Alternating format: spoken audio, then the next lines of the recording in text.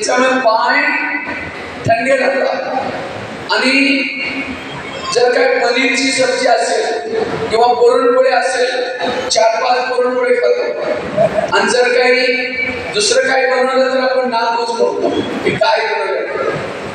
जीभ की टेस्ट पेट में बेस्ट. जे जिभेला चांगलं वाटतं ते खाऊ नका, जे पोटाला चांगलं वाटतं ते खावा. जीभ 2 मिनिटात काय करते, खाली पाठवते. सांभाळायला कोणाला वाटतं, पोटाला. याच्यासाठी पोटाला नेहमी नरम ठेवा आणि डोक्याला थंड. मग आपण डोकं नेहमी गरम ठेवतो आणि त्याच्यामुळं 70% आजार होतात डोकं गरम केल्यामुळे, निगेटिव्ह विचार. आज कुणाला पोटाचे आजार होतात, जो ईर्ष्या करतो, ईर्ष्या करणाऱ्याला पोटाचे आजार होतात. म्हणून म्हटलं जातं ना, तुम्हाला पाहून तुझ्या पोटात दुखतंय काय. आणि आता तर सगळ्यांच्या पोटात दुखतं.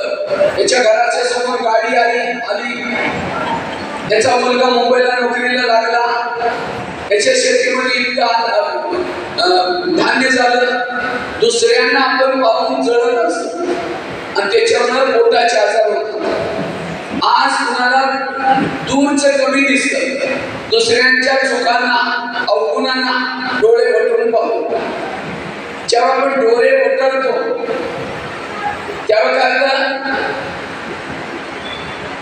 जी पुतणी आहे, ज्यापासून आपण पाहतो ते पसरत जाते आणि कमी दिसू लागतं. त्यावेळी आपण डॉक्टरच्या जवळ जातो, काय म्हणतो, डॉक्टरची मला आजकाल दिसत नाही. डॉक्टर चेकिंग करतो, म्हणतो तुला चष्मा वापरायला लागेल. चष्मा तो लावला तरी सुद्धा डोळं वटवणं सोडलंच नाही, नंबर वाढतच जाणार.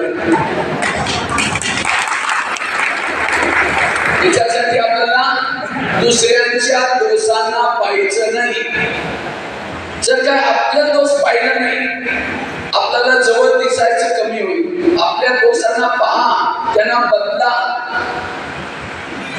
जवळचा चष्मा वापरण्याची गरज नाही.